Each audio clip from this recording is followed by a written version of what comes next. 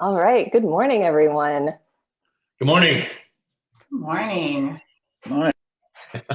Morning, all. All right. Well, good morning, everyone. Good morning, America. Good afternoon, United Kingdom and Europe. Good evening, Arabia. And thank you for staying up so late, China. I'm Kile Ozier. I'm one of your co-moderators today. And my name is Lacy Campbell. I will be your other co-moderator. We would like to invite you to use the gallery view if that seems like something that you would like to do today. Because we all look so good. So I'm going to start off by thanking you for being here. This is I'm very excited about today. It's a new approach, a new format. We're going to try a lot of new things, and note the word try. Although there is no try, we will just do per Yoda.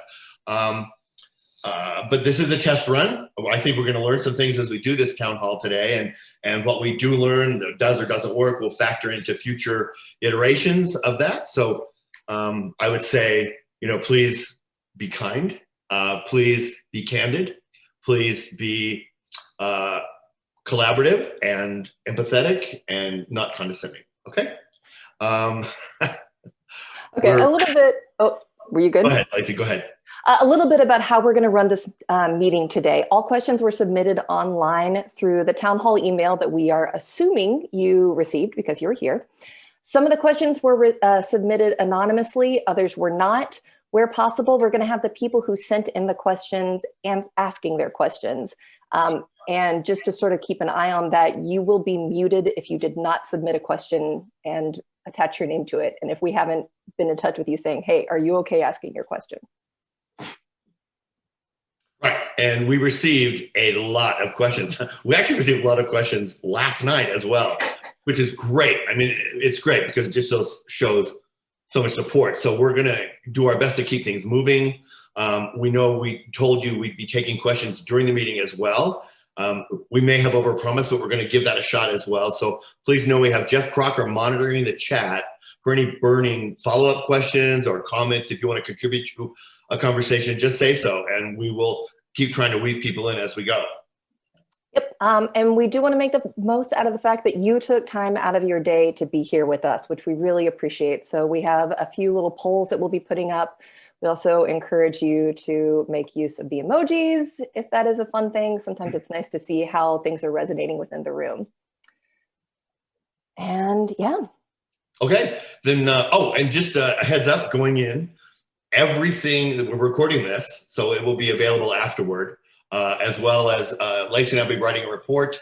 All questions will be published. All questions asked and that we didn't get to will be published. So everything contributed to today will be available on our blog a day or two after we're done here. So anyway, just heads up. So with that, we throw it to Captain Chuck. Captain Chuck, thank you, Captain Kile and Captain Lacy, co-captains. This is a great forum. I know we've talked about doing something like this for quite a while as the TEA.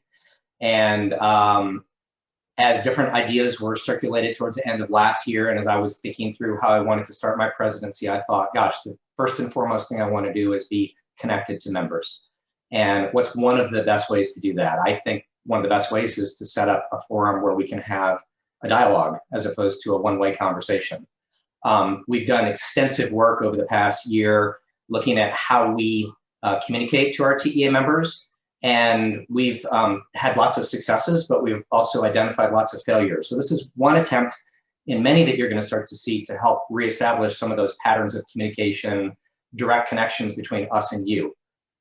This isn't just between executives or officers of TEA and divisional board members. This is between all of us, and it's two-way communication. If there's a TEA member out there that has a concern about the direction that the TEA is going in, email me. Contact me, contact one of the others on the executive committee here. Let us know what you're thinking. We want to make the TEA as good as it possibly can be. And let's always remember that this association is about the members. It's not about any one of us, our individual agendas, any of that. It's about you, and we can only be as good as the feedback that we get from you. So that's kind of the setup for the town hall today. I do want to say that back in December, in the video message that I sent out, to Kyle and Lacy's point, we can't address all questions today. It's just not physically possible to do so. But we wanted to start kind of a steady habit and feed you a diet of these types of town halls. And our hope is to do this on a quarterly basis. So we're going to get to many of the questions today. I know there's a lot of questions that we've already heard. Many I feel like we've already answered, but many that we haven't answered. And that's what today is all about, to get into the meat and potatoes of most of the important work that we're doing behind the scenes. And then let it kind of come out in regular doses over the quarters as we get into 2021. So that's kind of my start off speech. As I said earlier, I'm your new TEA International Board President. I'm Chuck Fawcett. I'm also the President CEO of Animax Designs, based in Nashville, Tennessee. We do fantastic design, manufacturing of animatronics and puppetry for the global theme parks and attractions industry. And I wanted to start off by introducing our new leadership for this year. And just to kind of talk structurally what that looks like. We have an international board that represents us as a global association. We also have 4 divisional boards that represent the eastern and western parts of the United States, as well as our Europe, Middle East members and our Asia Pacific members. We have presidents and boards that represent all of those divisions. This primary board, the international board, we represent all of you. And within that board, and it's about 26 people total, within that board, we have a group called the Executive Committee. The Executive Committee is composed of officers that basically speak on behalf of the International Board in between board meetings. So we are your voice. We make the rules, we consider options, we take all the ideas in, and hopefully if you've elected the right people, then you've got a good representative body of smart people that can make the best decisions on behalf of the TEA. And I would say, golly, right now we have a superstar group of people that I'm about to introduce today. The Executive Committee is currently composed of 3 vice presidents, a treasurer, and a secretary. And I want to start off by passing the baton to Nathan Jones. Nathan is in a vice president position on the Executive Committee. He's also the chief operating officer of Cabu Design Works based up in Victoria. So Nathan, why don't you introduce yourself and take it from there? Great. Thanks, Chuck. Morning, afternoon, evening, everyone. Thanks for joining us here today. Just to reiterate, and this is a theme you'll be hearing throughout this town hall session. This is the first one, but we don't consider it a one and done as well. I think there's going to be different iterations. We're going to see what works and carry that forward and see where there's areas of improvement. But if there's anything that you take away, please know that you can reach out to us as individuals, us as a body of executive committee, or as an international board member.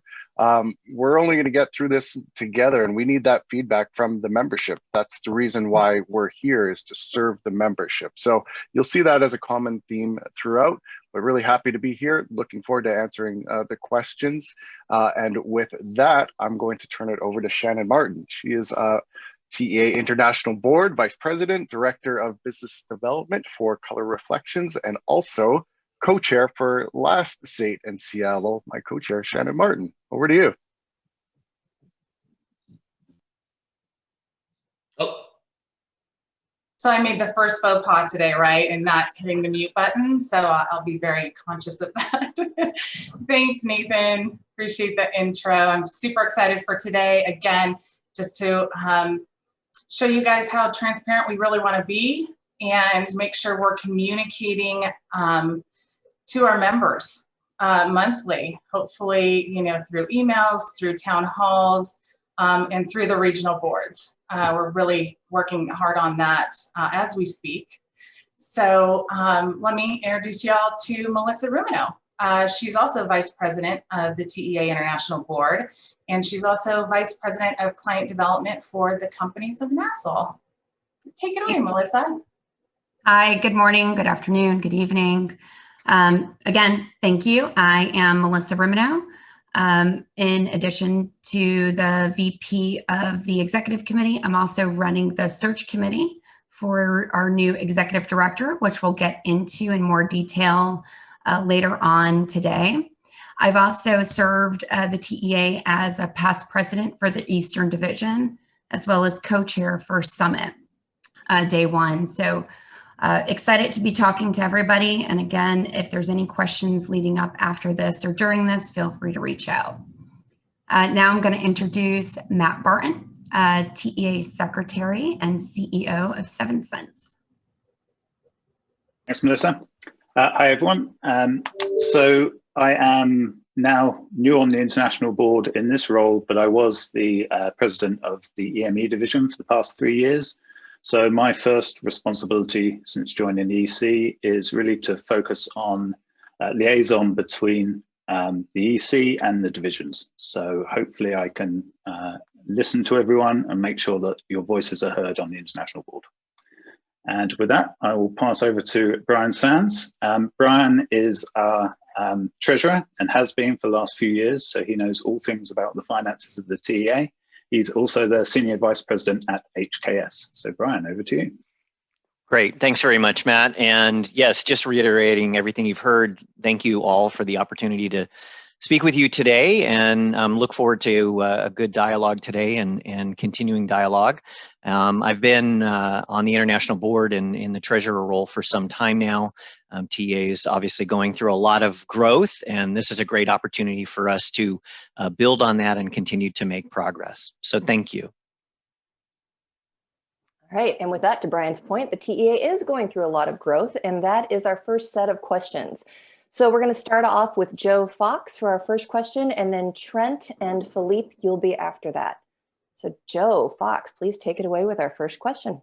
Well, hello, everyone. I don't want to say good morning or any of those things because you're all in different places. So my question was, what is the most important use of TEA's time and influence? Is it working to make relations between members more effective? Is it creating networking opportunities and helping people find work and employees, partners, or collaborators? Is it putting on events? What should we be doing or place emphasis on, and what should we stop doing?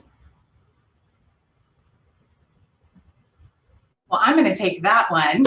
Hey, Joe, good morning. My favorite show is Fraggle Rock, so I love that you wore that shirt today. That's really a great question. And honestly, I think a simple answer for that is yes, and all the above. I think we're finding that all these things have been the key to TEA's success, really, and our growth. Post-pandemic, this was what we were doing on a monthly basis. And what we're also hearing is that, you know, the TEA means different things to different people and different places. So we're really going to start listening to the regional boards and the members, making sure everyone has a voice at the table to express their region's needs, because those are all different. And we've really been challenged lately with the growth of the past 5 or 6 years, and things have really changed. I think the TEA formula is still there. I think that's why we're so successful. And I believe it just needs to be fine-tuned and looked at in a different way than it was before, being more inclusive and reaching a broader range than we ever have before. And we're all working very hard to do that. Great. Trent, will you please unmute and ask your question? I have a really lightweight question. So it's been a year. It has definitely been a year. So how are we going to truly support our members who are going through huge upheaval and loss of jobs? How are we going to have a clear focus on the local needs of our members and provide resources?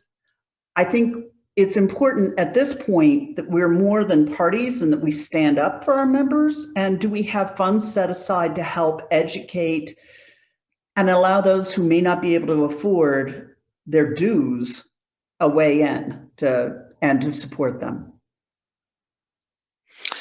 Thanks. I'll take that. Thank you, Trent.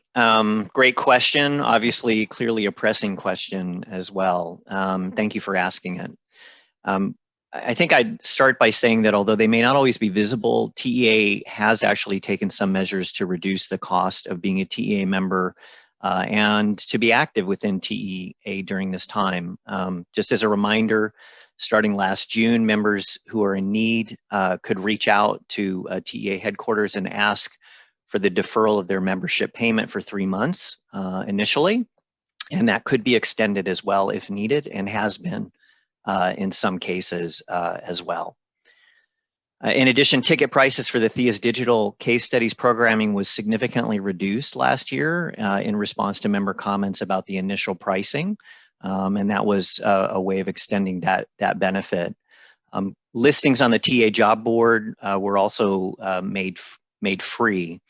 I'd also like to note that all of this has occurred really at the same time as TEA is also undergoing a tremendous amount of pressure on its finances itself. Revenue declined last year by about 2/3, and we expect that probably to be the case for TEA this year as well. We have also taken significant steps to reduce costs for TEA also to try and keep the ship afloat, as it were. I guess what I would suggest, or what I would ask, is for you and really all the other TA leaders and anybody else who wants to engage on this issue to bring ideas forward. Trent, I know you're president of the Eastern Division, now on the International Board. And I'm sure there are specific thoughts that or ideas that we haven't talked about.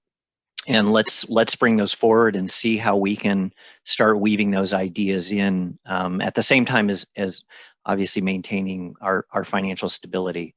But yes, we are about supporting, educating, connecting our members, and we definitely want to do more of that and as well as we can during this tough time.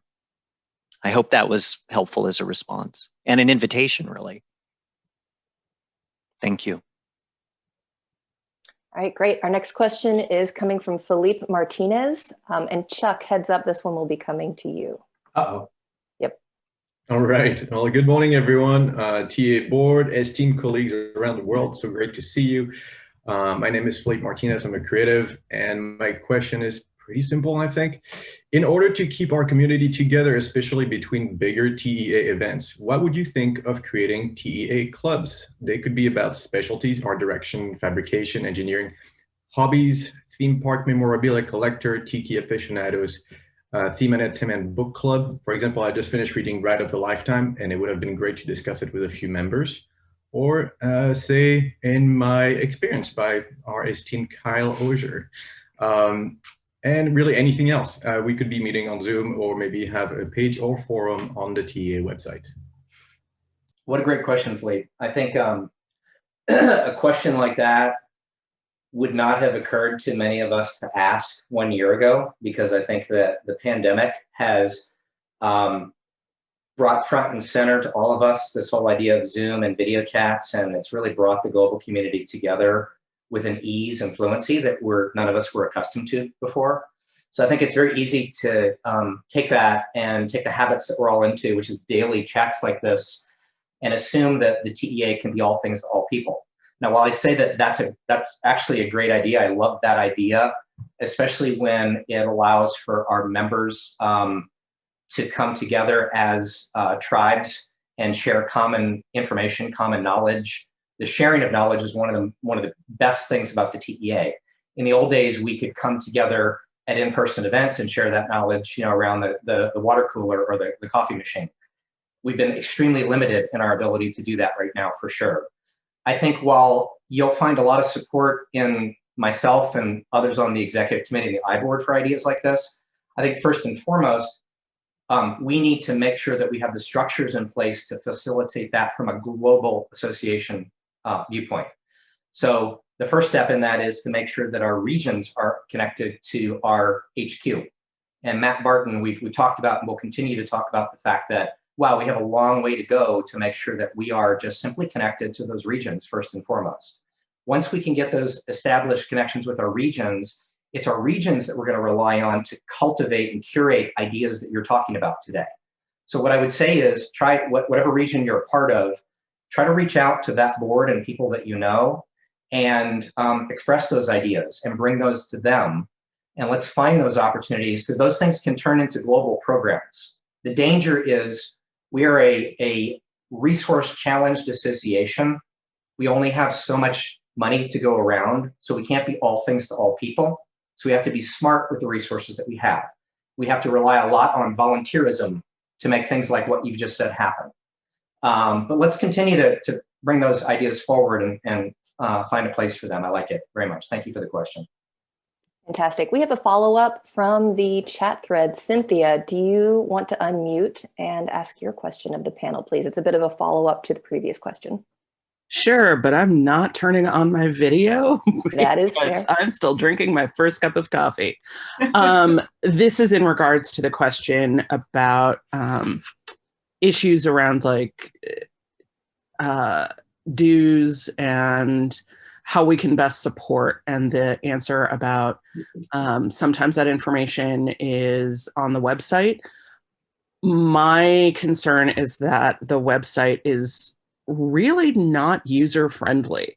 Those measures are not readily visible. Our website and our communication streams do not support ease of information access, nor are they fully accessible either. Are there plans in the works to overhaul the website to improve navigation and transparency? And whoever dug up on the website that the answer to some of those questions around how TEA is there for you, and put that link in the chat. Thank you. But that is a link to a blog post from June. And that's critical information that a lot of TEA members need and want, and stuff like that should be fronted. And the website currently does not support that. And jump here and in here and start an answer to that. And that is that over the last year, we've been doing a lot of surveys and assessments into areas of the TA that need urgent attention. And communication tools came up very high on that. The website, the emails, the app, the various tools that we currently have, and the tools that we need to support the current environment. And we are definitely lacking. The website is very high on the agenda. What it doesn't do is answer your question immediately, Cynthia, in that, can we solve that in the next week? No, I'm afraid we can't. It's going to take us some time to figure out how to solve that. But what I can tell you is we see it as a very urgent need. And we're launching 2 initiatives. One is we're restarting the communication and marketing committee so that we can call on the volunteers who have the skills to help us communicate better. We're also launching a task force to review the tools that are available in the industry today so that we can make better use of the tools that are out there. We're literally getting pinged every day with, hey, we should be using this tool, we should be using that tool. There are hundreds of tools out there. We need to select some, stick with them, and get moving on it. So I guess I'll use this as a call for volunteers. If you're interested in being on that committee or on that task force, please reach out to me and I will put your name down, because we're going to need help to get this moving quickly. Fantastic. Erica, TA headquarters, will you please throw up the first poll? And with that, I'm going to hand it over to Kyle for the next chunk of questions. Okay, and this is a heads up to Patrick Kling and Diana O'Rourke. Your questions are coming up after the poll. No, no, no, no, no, no. Whilst people are voting, I'm just going to explain the shirt that I'm wearing and thank the EME board. This was my parting gift as I left being president from the EME board. So this is not official TEA merchandise, but if the results of this poll go the right way, maybe it could be. Okay, and it is, by the way, a dashing shirt. Okay, we have, we're 82% voted. We'll give you another, we'll give you the whole 54 seconds. What the hell?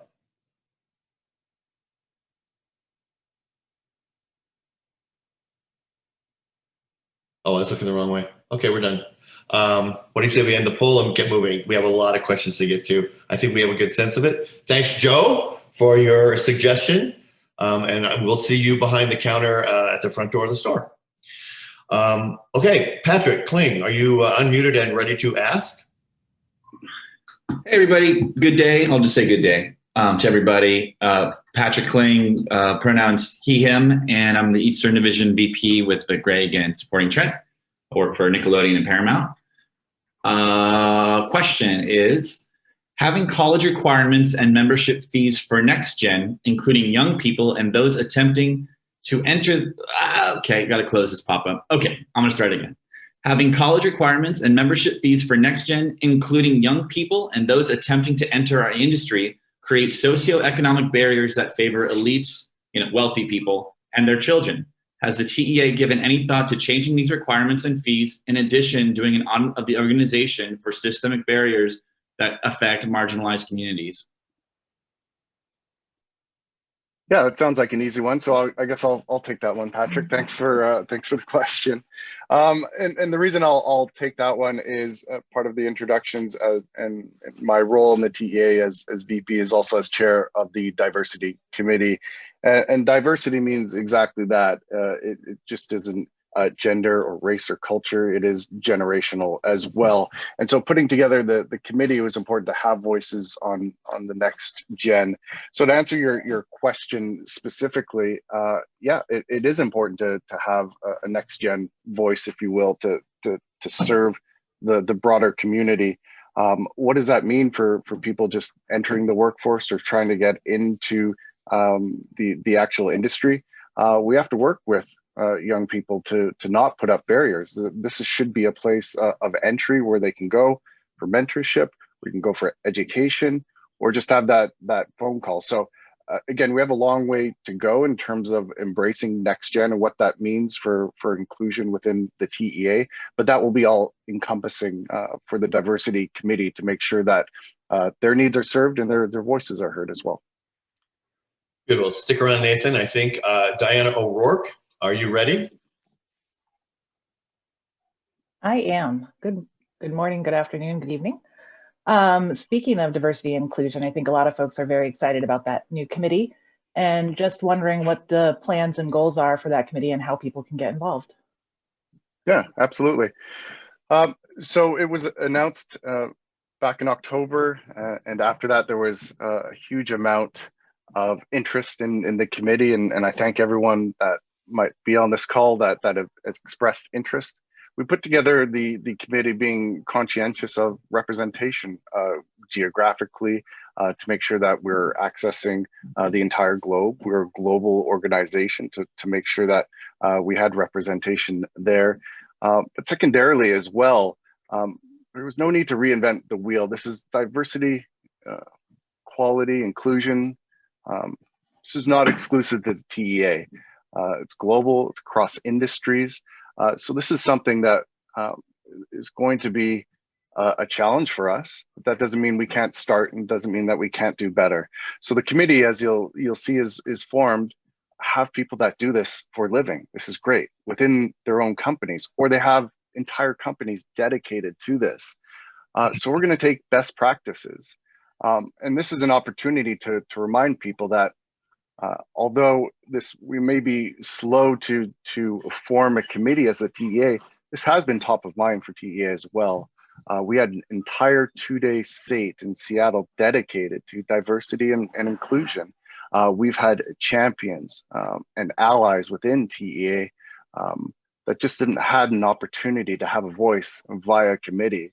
And so now we're really looking at this not from a top down, but inclusive from all the divisions, and really to empower them to have a voice. What does that mean for different regions, different cultures, different people, different ages, whether you're in the workforce or not? So it's incumbent on us that we're listening first, but we're going to be moving really fast. These are initiatives that are going to cross membership, communications, marketing, events, programming. So it's going to cross it's going to touch every point within the TEA. So again, really excited to have this committee formed. We're meeting here very, very soon, in about an hour. And after that, yeah, we'll be pushing out some, I would say, major initiatives. But this is also an open invitation. Just because you're not on the committee doesn't mean you can't have a voice. So please reach out to me.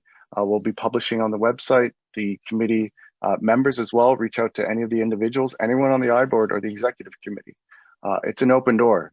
This is about making sure that we're doing the listening as we're moving forward as well. While we have you, Nathan, a third question came in. It was anonymous, so I'll read it. How specifically does the TEA plan to transform into an international organization representative of and responsive to the myriad worldwide demographics of current and involving membership, culture, gender, age, geography, economy, language, and when? Yeah, so for us, it's not about global domination. It's not for global expansion for the sake of expansion.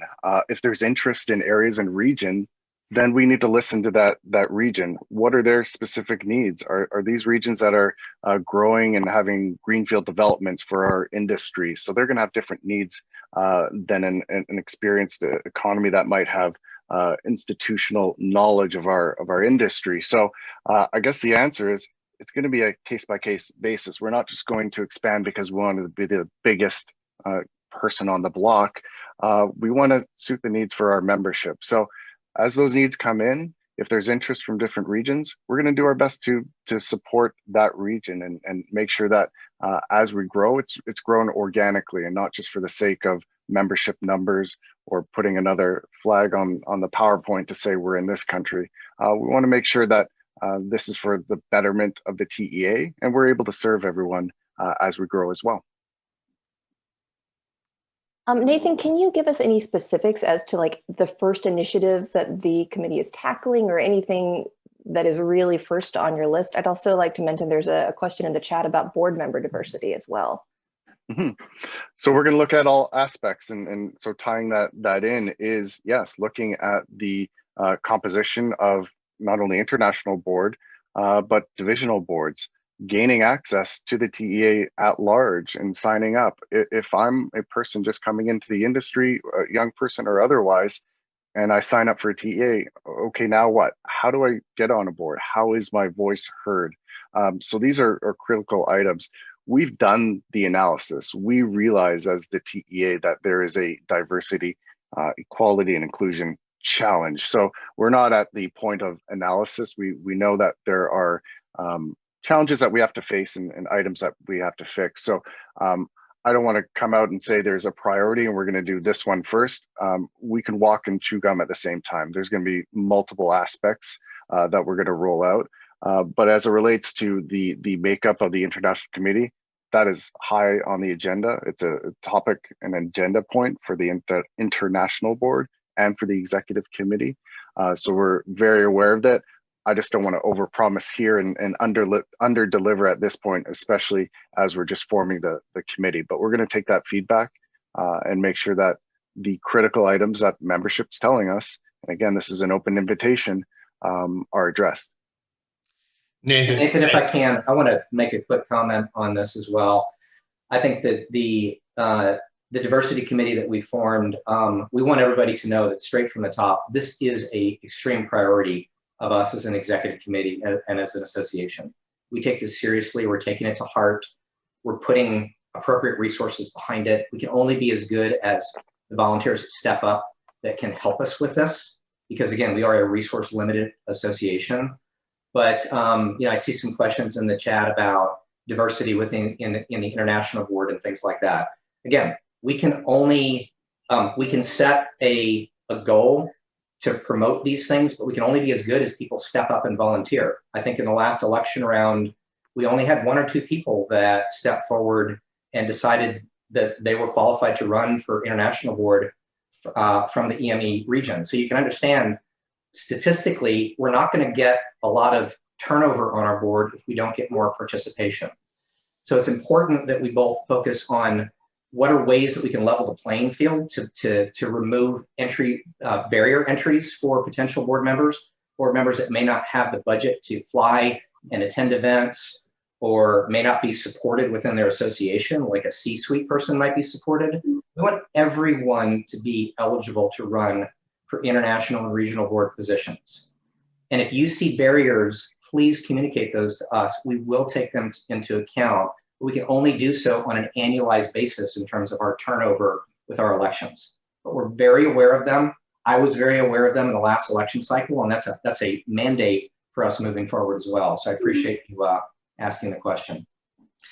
And one last thing, I want to just use my prerogative as a moderator is to reiterate, you know, you mentioned it, Chuck, and Patrick has mentioned it, but there's a lot of conversation both in the chat and running up to this about the inherent bias toward university and design school education for getting people into this industry. And I just want to although many of us here already are aware of that, I'm saying it again so that it's just more widespread, that we lose a lot of people, the kids who stay up late at night studying code that can't afford school that would be tremendous in the field. So I just want to wave that flag as you're stirring this pot to make sure that that spice is effective. And just to tie that one up as well, just two quick points. We've got a 9-person committee, and on that committee we have 2 next gen members on that committee. So again, taking that very, very seriously. And 2, I think it's incumbent on us as mentors and leaders in the industry to share our stories, because I think it's a bit of a misnomer that there's this circuitous way to get into the industry by which it has to go through a trade or a university. And that's simply not true. Me, like many people here, have literally fallen backwards into this industry and found it by happenstance or fantastic connections with people that we never knew would lead us to this career. So I think, again, it's incumbent on us to share those stories and how there are multiple paths to get into this, and it doesn't need to go through university or collegiate trade schools, things like that. Thanks, Nathan. Yes. All right, great. We're going to move on from here. We're going to get into the question of more of the TEA's role internationally. And these questions will be coming from Bjorn and Tracy, and then we also have one from Margaret Wong. So Bjorn, are you ready with your question? Or I can read it for you. Holding. Sorry, was that for me? Yes, it is. We're working at the same time. I'm really sorry, everybody. Hey, you guys can have your glitches, I can have mine. Hello, everybody. So my question was basically, what is the current intention to allow regional independence, maintain global oversight from the international board? However, I feel that not enough leeway is allowed for the regional divisions to self-perform without having to return to the mothership to ask for permission. So I'm going to grab that one. First of all, there's a reason that there's 3 ex-division presidents on the AEC. And that is because we recognize this issue, and the 3 of us have been shouting a lot and made our voices heard on the I-board, and now we're being punished for that by being put on the EC. So it's absolutely top of my agenda and top of our agenda to tackle that. And there's a few things we're doing to do that. The first is engaging much more regularly with the division leads. And then we're also looking at the more in-depth ways that we can better empower the regions. So we're, HQ are looking at ways of handing over packs of information of, here's what you need to put on your own event. Here's your autonomy to do it by yourself. Here's how you can publish what you want published on the website or whatever our new tools are. So there's a whole load of things in the works that we're doing to try and avoid exactly that problem you describe of always having to go back, and to talk to a point that I think Kevin made in the chat as well. When I joined the TEA, there was a lot of talk about it being a very US-centric club.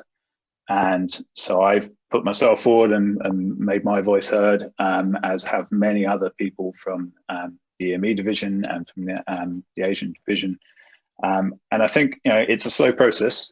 If you look at our membership numbers, our majority of our membership is still in the US, but we are moving in the right direction. And I know that Chuck, before I joined the EC, Chuck spoke to me and asked me to join the EC specifically to help drive this forward.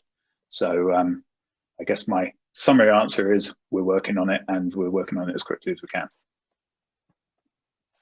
Great. We have a follow-up essentially from Tracy. Tracy, are you unmuted and ready to ask your question? Yeah, hi. So it is, we've touched on this now for a few minutes. My original question was, as this discussion is focused on walking our talk, I'd like to hear how the TA is going to become a truly global association and support members from all around the globe. I believe that the TA is still too North American focused. When I joined the TEA and then was president of the Eastern Board, we talked about diversity across boards.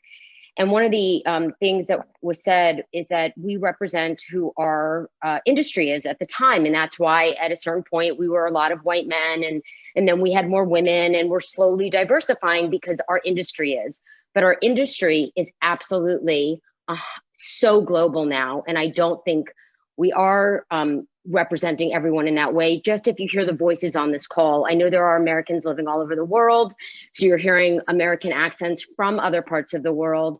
But just, I'd like TEA to continue to tell us, or the executive committee and the board, how we are going to keep reaching out, because yes, a lot of our members are still North American, but again, if we're representing our industry, it is global. So sorry to add to my question there. So I'll start off on that, and perhaps others will chip in, but just want to talk about some specifics. 2 task forces that are being launched.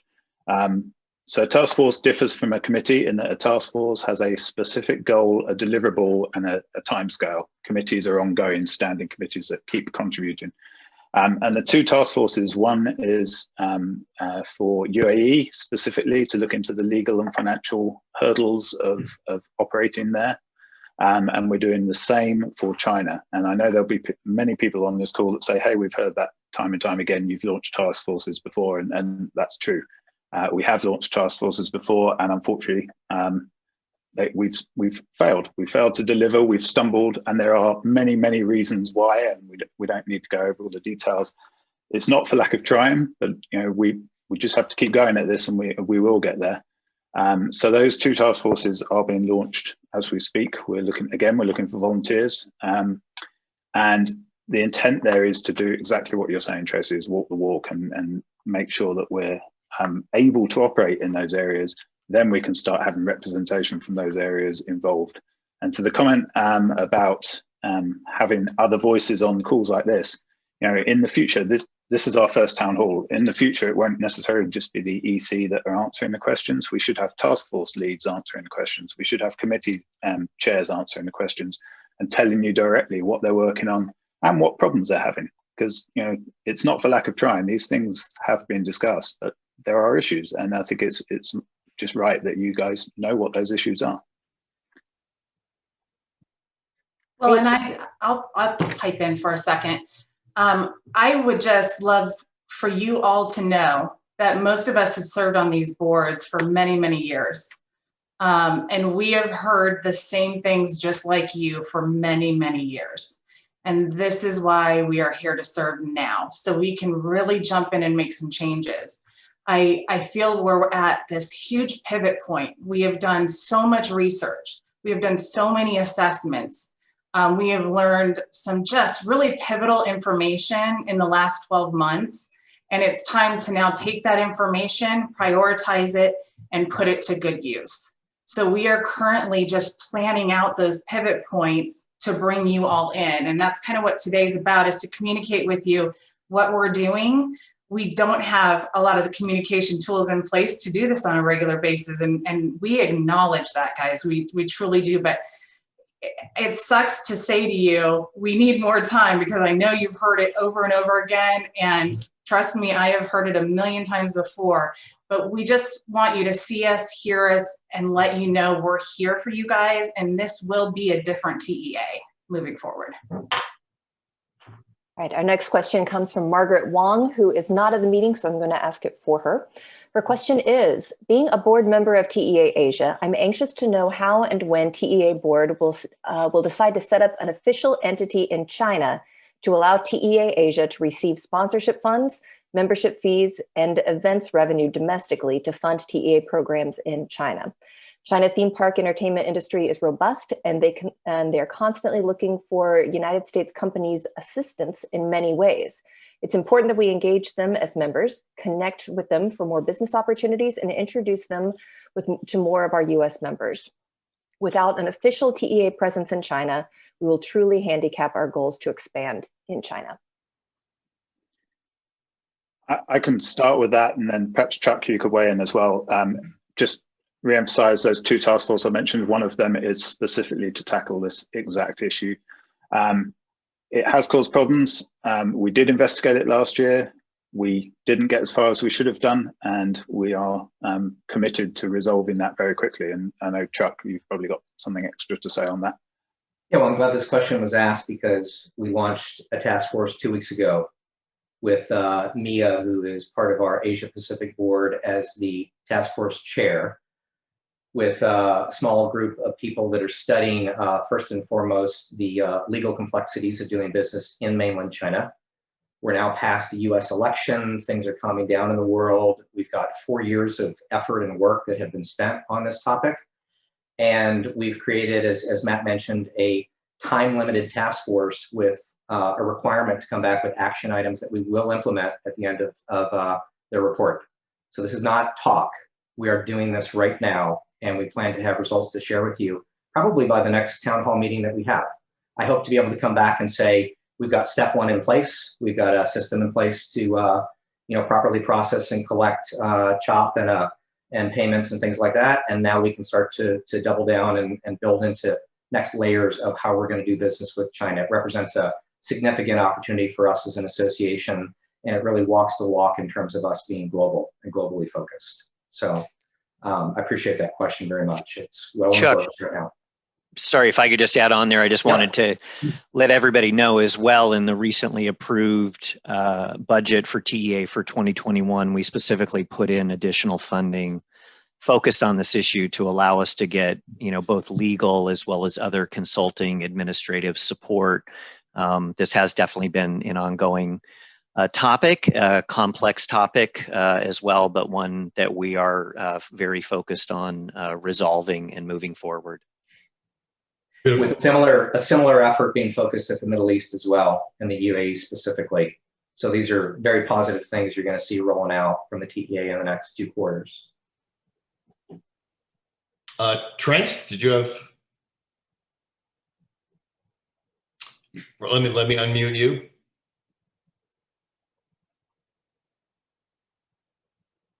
Thanks. I wanted to bring up that we're saying, hey, get involved, reach out, and a lot of people have been over the years.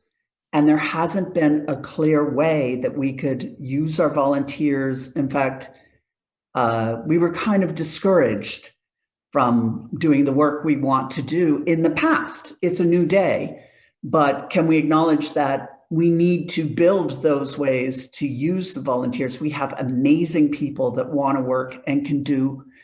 I mean, we're a powerhouse. There's no reason why our volunteers can't take us to a next level very easily. Yeah, let me answer that. Oh, so go on, Melissa. Yeah, so I just want to make a comment on that. So the passion of our membership is any other type of association I've ever been a part of. So I would agree with you, Trent. Coming from a divisional board and going onto the international board, the need to direct and empower our volunteers to engage in ways that are meaningful, that make steps forward in the right direction, and they feel the impact of those decisions and what they're putting forth, the time, the energy, the effort, the expertise is critically important. One of the things that we're doing on a comprehensive level is really reviewing roles and responsibilities. So core groups of the TEA, both from headquarters and staff to executive committee to international board to other committees that Matt Barton is heading up by forming, regional boards, task force, everybody has a clear understanding of those roles and responsibilities. So we become collaborators and not competitors in those efforts. That is going to be very key to make sure that we're providing a framework that everybody is bought into, everybody understands, and everybody has the amount of leash or amount of leeway to really make those impactful decisions and path forward, and not just talking about it anymore. It's obviously something that we all feel passionate about. And I know from just being part of the division, we're a powerhouse. It's crazy that we're not utilizing that type of energy in a way that's more impactful, but that is moving forward, a big focus and a big effort of just creating that framework, creating the roles and responsibilities, and then communicating that back out efficiently. Great. Thank you. If I can just add to that. Briefly, please. If I can just add quickly, sorry. A mantra that I repeat often in everything I'm doing within the TA is regionally relevant. And I think by empowering our regions and empowering the people within those regions, we can make sure that our content and our action is regionally relevant. And that, again, speaks to that point of being too US-centric and making sure that we are relevant for the areas we're in. It is a challenge. It's absolutely a challenge to coordinate this army of volunteers, but it is a powerhouse, and that's definitely what we want to do. Beautiful. Beautiful. Thank you. Thank you all. Some good questions, great conversation. So we're going to move to another set of topics now. This question came in unsigned, so I will read it. It seems that the people TEA often spotlights are more the accomplished and privileged figures touted as iconic in the industry, and their messages, though couched as mentorship, seem more show and tell than methodological. I can't believe I got that word out. Success and failure conversations of challenges met, learning and teaching and discovery. Would TEA consider creating panels or programs where long-term survivors in the industry shared embarrassing mistakes, errors in judgment, humiliating learning experiences that have made them better craftspeople, creators, and inspirational leaders? Maybe offer an award for most embarrassing share? Just a thought. Melissa. Yeah, so I love this topic. It was actually a topic that was slated for the 2020 Summit Day 1. We often heard from everybody that understanding and learning from others' mistakes is so critically important. Mistakes are made all the time, whether they're small, medium, or colossal. And I think how we learn from those mistakes is important for all of us to share. So as we look at future programming in 2021, whether that be on a digital platform, or hopefully when we can all safely start to gather back in person, the idea of a mistakes are made, or it was actually labeled, oops, I screwed up, as a way to bring people together and share those kind of faux pas is important to us as we look at digital programming and programming in general in the future. Thanks, Melissa. Great. Melissa, we also had a question about just looking for an update on the search for the new executive director. I know you mentioned you were heading that up before. Yeah, so as everybody knows, we're looking for our new executive director. Just wanting to give everybody an update on where we're at with that. So we have formed an executive director search committee. That committee is made up of voices from all over the world. There's a representative from the Asia Pacific division, representation from EME division, representation from the past presidents, and representation from our international board.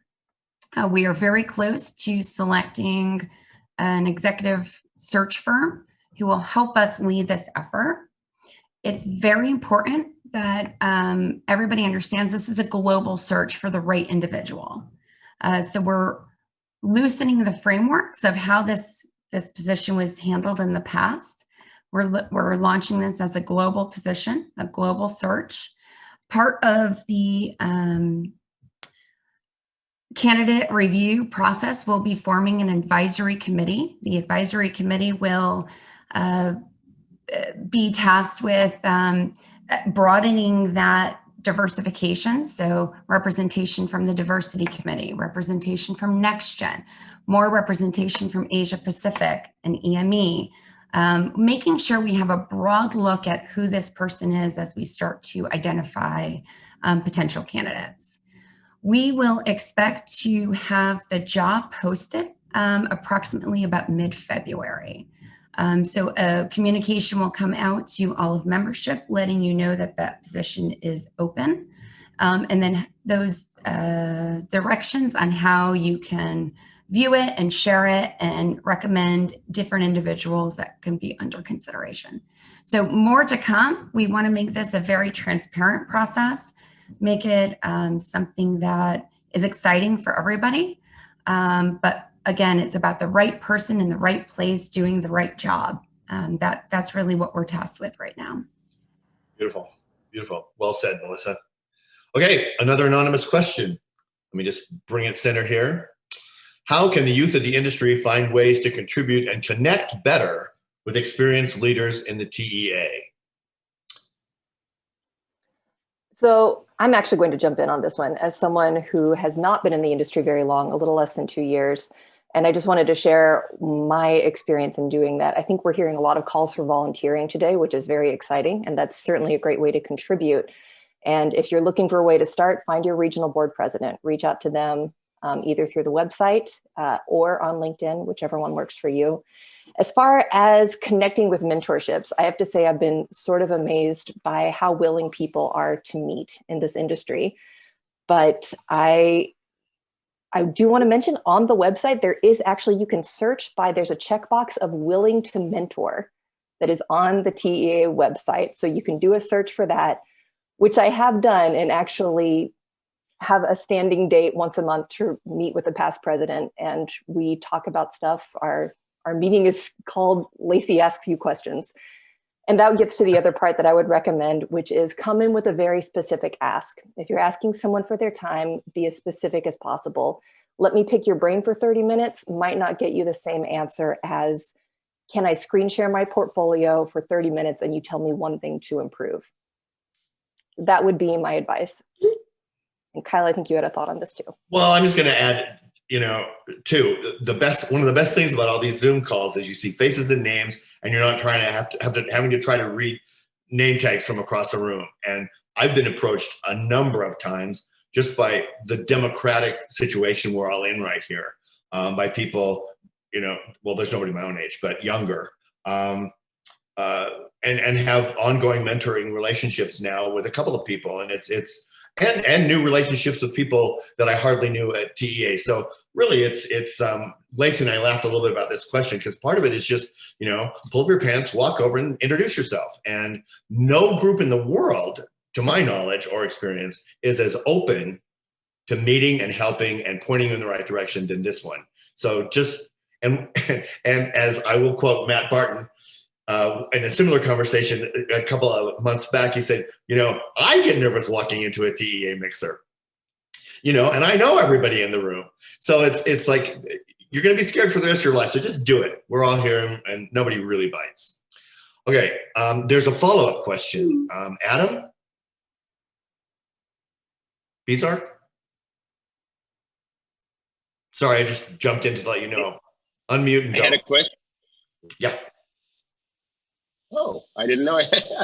I was just asking the broader question, I think, about prioritizing the search for an executive director. It seems like it's taken an awful long time to just get to the point where you're getting ready to select a search firm to start the search for a creative director.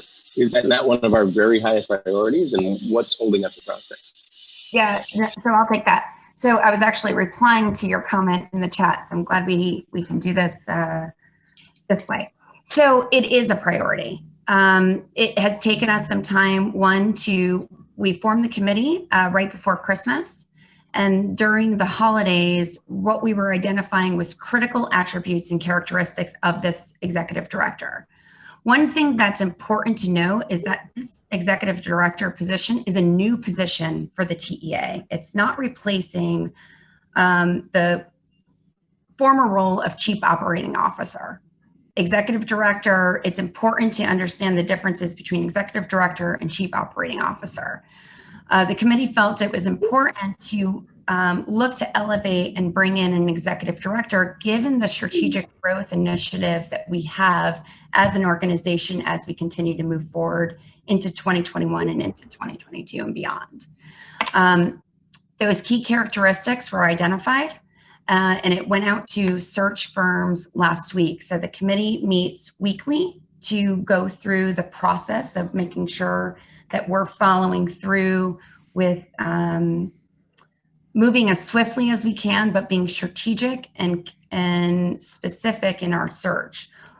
What we feel is once a firm is selected, which we anticipate is going to happen as soon as the end of next week, proposals are due back to us on Wednesday. The committee meets Thursday to start reviewing. We're expecting to make a selection very quickly, and from there, the job will be posted once a firm is selected. We anticipate that there's going to be, the process will move very quickly. The challenge that we have, to be completely honest, is when you are looking for this type of position in an association, there's a lot of stakeholders. There's a lot of people that need to be bought in, that want to review potential candidates, be part of an advisory committee. So it's going to be important that if we ask some of you to be a part of that review process, timeline and schedule, and doing it in a swift way is going to be important so we can speed up our process internally. So that's kind of the structure. Why it's taking so long is really making that decision to go for an executive. I can just add to there was a concern raised, and I think, there was a concern raised, and I think it's a valid one. Are we drifting in the meantime? And the answer is we're desperately trying not to, and there's a lot going on to make sure that we don't. The remaining staff are absolutely working their socks off to make sure we don't drift. Chuck and all of the international board are really working hard to make sure we don't drift. We've also engaged a consultant that we've been using last year to help us with our structure, and we're taking a lot of advice from them. So there is a lot going on to make sure we don't just drift for this time, but we want to make sure we hire the right candidate. Great. We're going to move on. Our next question comes from Michael Libby. Mr. Libby, would you like to unmute and ask your question, please? Yeah, hi, everyone. It's good to see a lot of familiar faces out there. Here's my question.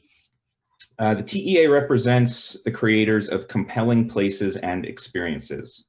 With recent huge leaps in immersive technology and the maturation of video games as a medium, what is the TEA's plan to move beyond the built environment and to also embrace and include the creators of virtual places and experiences, which are designed and produced with many of the same skill sets?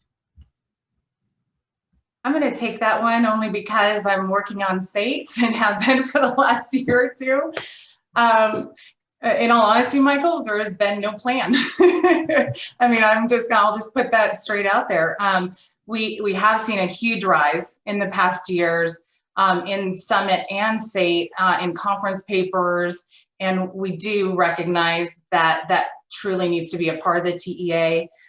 We are working towards having more representation and supporting our virtual world creators. And I'm sure we'll probably be reaching out to you and some others as soon as we can to offer input on what that looks like and how we can best support that process. I'd also encourage you guys, as we get our structure more in place, to reach out to the regional boards. Let's recommend this type of content for some of our events. And really work on what that looks like. I know that regional boards love hearing and getting event ideas and topics from their members. So there'll soon be a clear structure in place, and that can be something we grow with within the association. Hope that helps. Just to add on to that as well, I mean, as it relates to diversification of the TEA, that's not just individualistic as well, that's company wide. So whether that's bringing in new aspects of manufacturers, suppliers, owner operators, that's part of that as well. In addition to that, we're looking at company size. Are we biased towards the big companies? We want to bring under the tent of TEA any size company that can contribute in a meaningful way to the TEA. So again, you can see how there are a lot of moving parts, but again, it is top of mind for us. And as we evolve here as an organization, these things are critical to us in our success moving forward.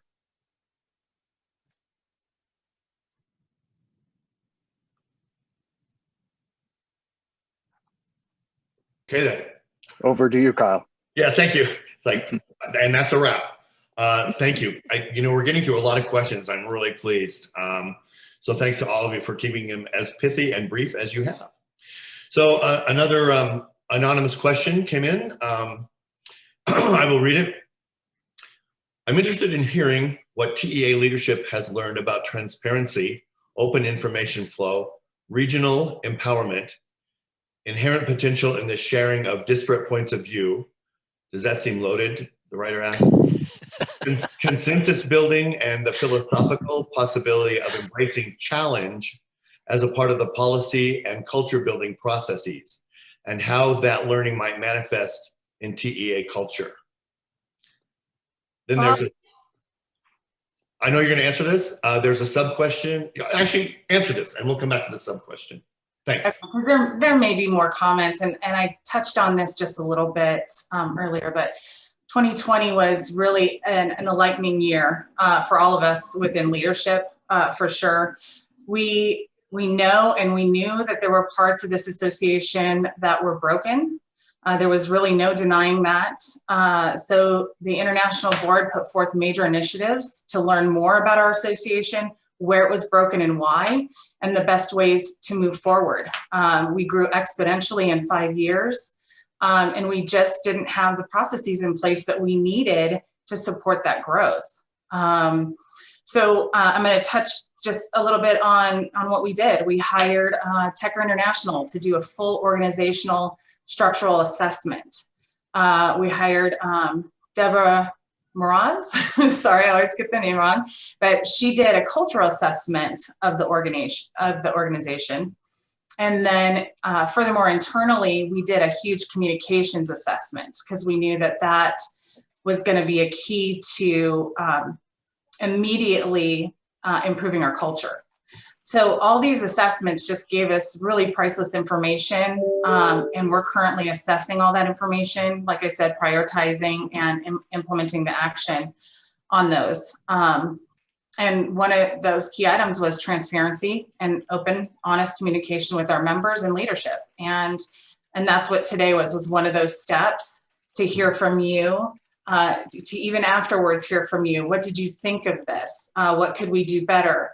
We're also looking at other ways to communicate outside of this forum. So maybe you see it on a monthly basis. But again, just know that all of that just takes a little time, not much. We will get there soon, but it is happening. And it's just vital that we improve our culture. And I think this is a big step. Anybody else? Matt? I think Shannon's captured it pretty well. I mean, I think it's the only thing I'd add is it is really important that we recognize missteps of the past, but I think it's also really important that we recognize the size of this organization, and that many of those missteps were driven from good places, even though they were missteps. And one of those good places was protecting the organization as a whole. We do have to be very careful in the way we work to make sure that no one person gets singled out, no one gets finds themselves in difficult positions. So it is a real minefield, but what we've all committed to do is be much more transparent, much more open, and we hope that you'll support us in that.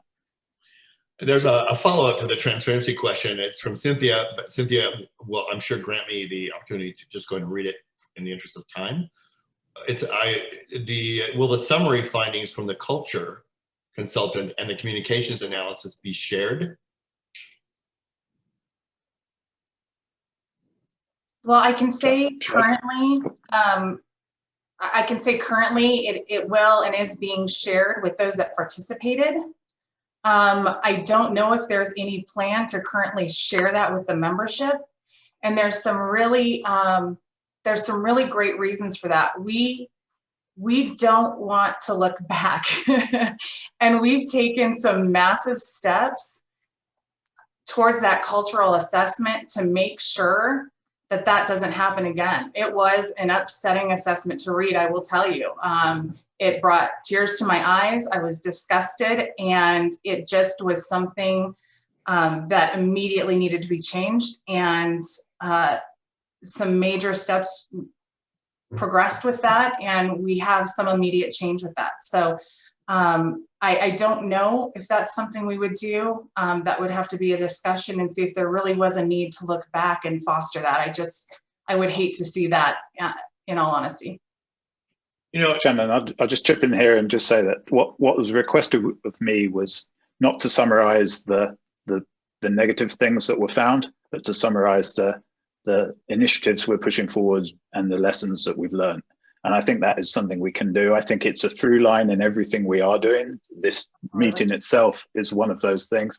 But I think, yeah, putting that down in a one sheet set of bullet points, I think we can commit to doing that. And I'm happy to say we'll do that.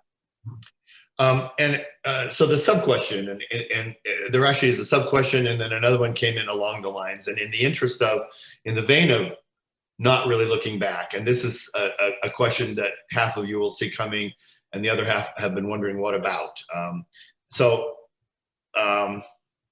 The question really, I'm paraphrasing, and all these questions will be published word for word in the report. But the question really is about disputes between vendors and members, clients and members, getting paid. There was an issue a couple of years ago that has been since settled. Questions have come up. Some of the questions that came in were about whatever happened.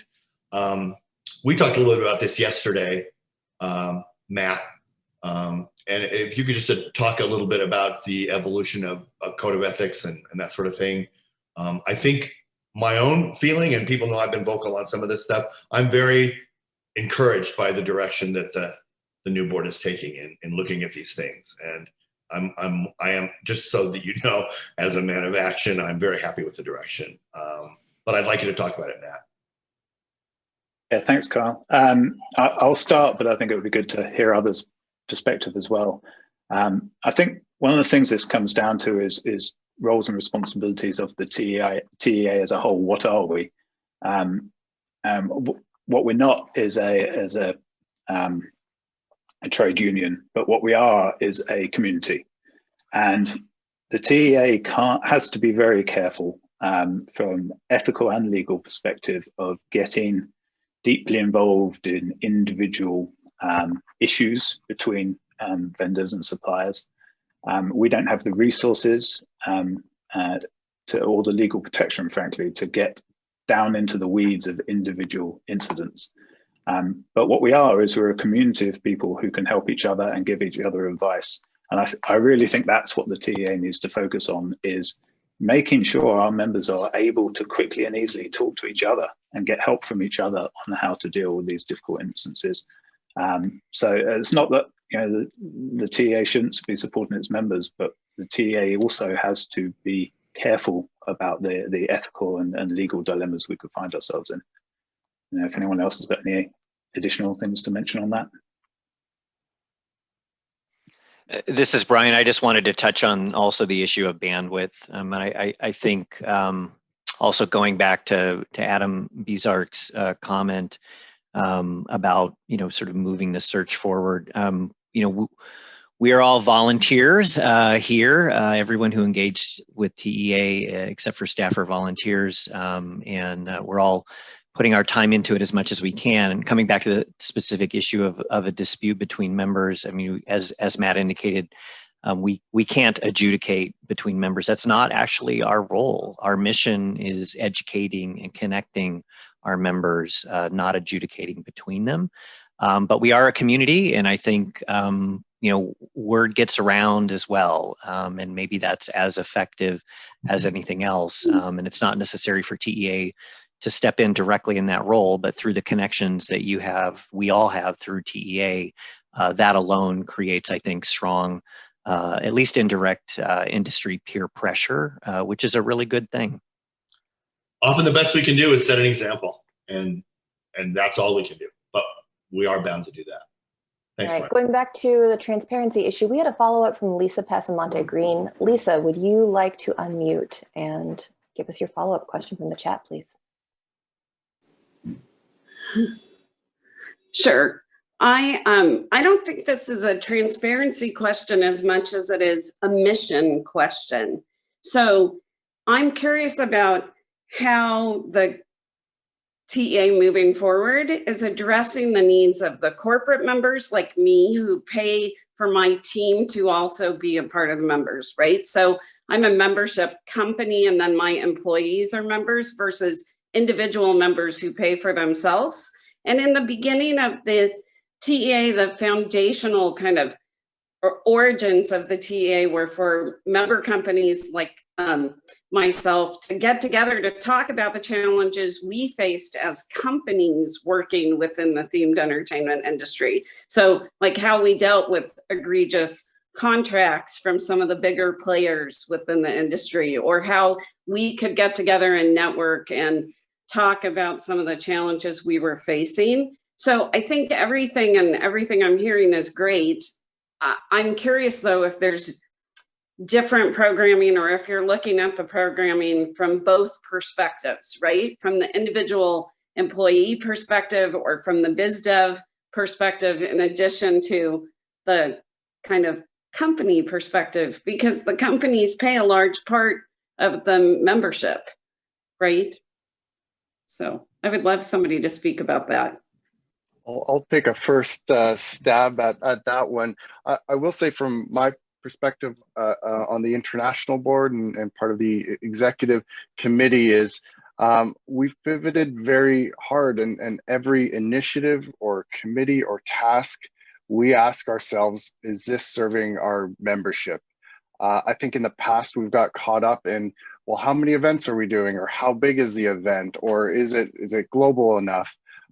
Everything that we do now is focused and around serving our membership. So, but that's a two-way road as well. We can't just interpret or infer what our membership needs or wants. So again, it's an open invitation to supply us and furnish us with that information that's going to help guide us towards the needs. Specifically to your question on the membership and the value driven, I think you're going to see a lot of programming, as it were, in 2021. That's gonna you'll appreciate the value that it's coming from a business owner and a business development standpoint, and as an individual. But again, we're building the plane as we're flying it here, so we need that information. We need that input from membership and different people as well. So I know that's not a complete answer and probably not exactly what you're looking for, but it is top of mind. That is our focus. No, I think, I think it's good. Sorry, go on, Lisa. Sorry, I was going to say, I think it's a good start to the answer. And I just want to encourage everybody to realize that not only is the membership individually diverse, but the way or the path to membership is also diverse, right? So you have to kind of look at all of those streams and how they are coming together. So that's all. And, you know, I'm one of the old timers. You know, I saw Keith James was here and Adam are here. I've been a member of companies since a year after the TA was formed. So I've seen a lot of the iterations, and I think that there's good and bad in all of it, right? So I think it's encouraging. And I would say, Shannon, don't be totally discouraged by what has happened. It's part of anybody growing up, right? Like the TA is kind of in its terrible teens at a certain point, as opposed to the toddler years when we first began. So keep pushing forward. If I can just add a note on programming. So I just want to make a quick comment on the programming that, Matt, I'm sure you'll echo. We've had a period of time now where I feel like we've been all going our own ways, and part of that is due to the pandemic. Part of that is the separation that the pandemic has created for us. We haven't been able to come together with our traditional gala, our other tentpole events, our regional events for that matter. It's disconnected us at a time when we've gotten so much more connected through virtual means, Zoom and whatnot. It's time to bring us all back together. It's time for all of us to realize that we are the TEA. This isn't you against us or us against you. This is us with us, right? So we are working as hard as we can to establish some new systems to be able to harness and curate those event ideas, those content ideas, and then present that back out to the global community. We are doing that right now. We're relaunching a series of groups, committees, task forces to address those things. And it's our regions we're going to be leaning on for the source for that content. The iBoard's job is not to produce content for the TEA. It's to create structures and systems to facilitate the creation of that content, but it's also to make sure that we have consistency between all the regions. Yes, we want events in Europe and the Middle East to be unique and individualized for them, but we also want them to conform to the global message that is the TEA. Same thing with Asia Pacific, same thing with North America. We need to do a better job of sharing East and Western content within North America as well. So that's kind of my little bit of my soapbox comment on that. I know, Matt, you've got an add-on to that. You've pretty much covered what I was going to say, which is it's regionally relevant. It's not up to the iBoard to produce the content. We're here to help, and by making it more regionally relevant, hopefully that will answer that your point, Lisa, of making sure it's relevant to the different types of organization and different types of membership. All right, we've got one last question before we wrap up, and that one is coming from Mason Schmitz. Mason, will you please unmute and ask your question? Hi, everyone. I just wanted to hear a bit of the positive outcomes of last year, and perhaps the panel can share their favorite virtual event that they saw or participated in, and why it stood out from the others. And it does not need to be one of the TEA sponsored events. Well, I'll start with that, since I looked up the statistics when I saw this question, just so I could share with everybody. Although 2020 was a very hard year pandemic-wise, it was a decent year for the TEA. We had so many wins. We launched digital right away, and we did 78 events total. 60 of those were digital events. And the great thing about that was they were available to every member across the world. So we actually really got to connect with each other globally. And I have made some great relationships and new friends just from that alone. We had 471 new members join the TEA in 2020, which I just think is an incredible number. And in all honesty, thanks to all of you and our growth, TEA was able to sustain itself throughout a year when many organizations and nonprofits had to close or shut their doors. So, I mean, it does take to some very positive things happening in the last 5 years, but also some things that were broken that need to be fixed. So, great year. I'm gonna pass it over to everybody else to talk about their favorite moments, because I just have too many of them and I'd be here all day. Who wants to go next? We have 3 minutes, so share away. Kind of echoing what Shannon said, I think it's been so great we constantly talk about the member being a global member. They just happen to be regionally located. And I think a big win for me was being able to participate in other regions' mixers, regardless of where I was in the world at that time. I got to see so many new faces, meet so many new people. And to me, that was a huge win across the board. Yeah, for me, sort of along those lines, I don't know if there's a favorite one, but the instances where we had those breakout Zoom rooms where they scrambled everyone up and put random people in a virtual room together in a real face-to-face, probably 0% chance that those same group of people would ever come together and have a conversation and forged great colleagues and friendships out of those. And just to say, my virtual door is always open, Zoom meeting or not. Please, please, please do reach out to me. Diversity Committee, TEA. I'm Canadian, so if you want to talk hockey, that as well. So that's been my bright spot for 2020, is just forging these new relationships and friends as well. Okay, thank you for taking part in this groundbreaker. Chuck, you want to close the show?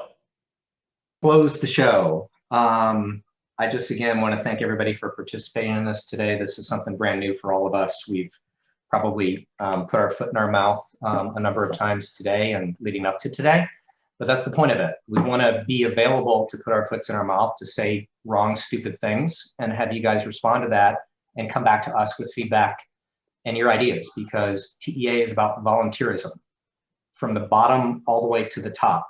You know, I'm a volunteer. This is not my day job. This is not Melissa's day job. It's vital that we hire our next executive director and hire the right person and take our time to do so rather than make a knee-jerk reaction and get somebody in place just to have somebody in place. You have to imagine that puts an extra burden on all of us to split up the responsibility of managing the staff, the entire association, and our normal duties as the executive committee. We're happy and willing to do so.